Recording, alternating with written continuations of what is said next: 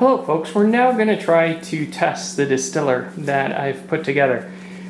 First, the disclaimer, I'm not an expert. This design is based on several that I found on the internet. This is my attempt to replicate it and see how well that actually works and pass that information on to you. So step one, I've got some water in the pot. We're going to heat that up and see if we can get it to boil. Now a note, you don't want to have your pressure cooker closed, or if you do, you don't want to collect the water at this stage. If we were truly doing scummy water as opposed to my sink water, you do not know what chemicals are in it, and some of those are poisonous and toxic. They will boil off before water. When you look at some of the videos on fermenting, you will see that they discard the first 50 milliliters because of the chemicals that boil off before they get what they want, which is the moonshine.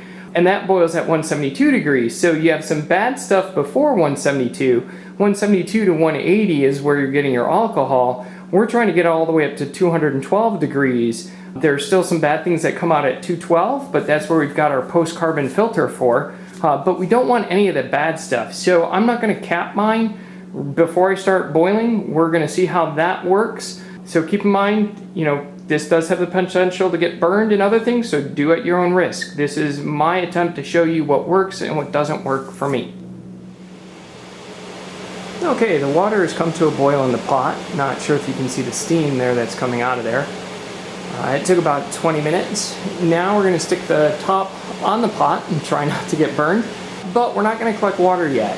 According to the internet, they say let the steam flow through the tubing for about 10 to 15 minutes to help sterilize everything. So in the top bucket there, I do not yet have any cold water or ice. So the only thing that's in there is the coil and air. So I'm going to go ahead and put the top on and we'll see what happens. So there you can see some steam is coming out of the pipe on the bottom. So you can see I'm getting some dripping as well. Still in the 10 minutes of letting the pipe heat up before I try to collect any water. This is supposedly the sterilization phase, and we'll see if my bucket melts. So this will be interesting to see whether that Norprene hose insulates the bucket from the stainless steel tube.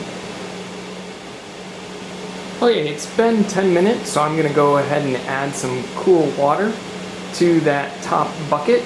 And I'm not going to put on the carbon filter right away because I want to see if the output, that steam, all turns to water, because that'll tell you the efficiency of my coil. Remember, I only had 12 feet in there, and I'm putting in a whole lot of energy to turn this water into steam. I want to make sure I get all that steam back as water. If I don't, then my coil probably needs to be a little bit longer in order to make sure that I recapture all of that steam as water.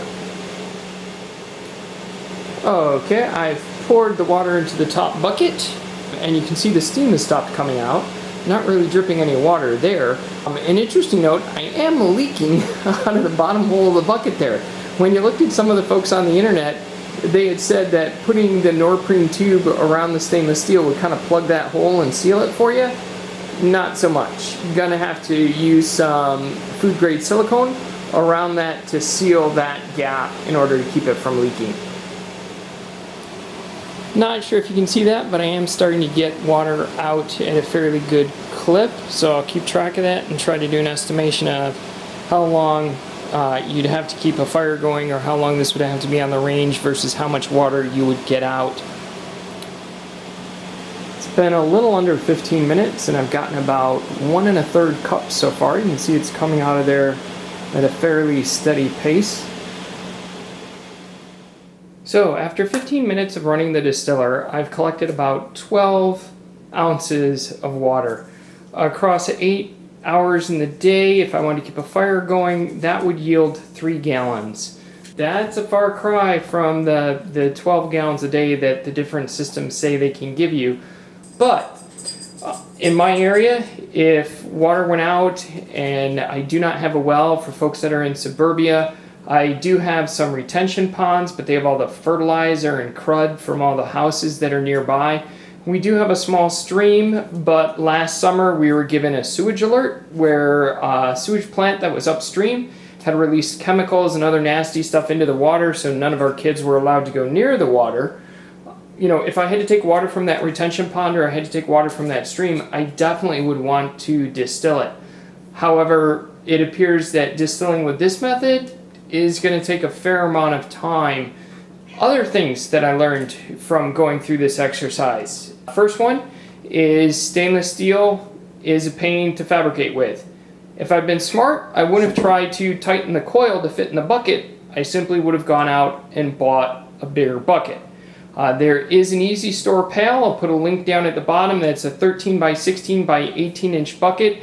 The stainless steel coil that I purchased, that I'll also have the link at the bottom for, would have fit in there very easily. Another note, the Neoprene tubing worked out really good. Protected my bucket, but it did leak. The one thing that worked really well was the little spigot off of the bucket that let me empty and add water really easily, so that was nice. That one didn't leak at all. This was a very interesting exercise in terms of how long it took me to put all this together. Aside from monkeying around with the stainless steel coil, if you take that out and you start with a larger bucket, you're simply cutting the tubing and drilling 3 holes in the bucket. It took less than an hour to do all of that to get this together. So it's a prep that's very simple, very easy to go with. However, it looks like productivity is not going to be that high in terms of water output. Now, maybe I'm doing something wrong, so I'm curious from other people watching this video to give me suggestions or ways that I can improve it. And as always, thank you for watching, and please subscribe.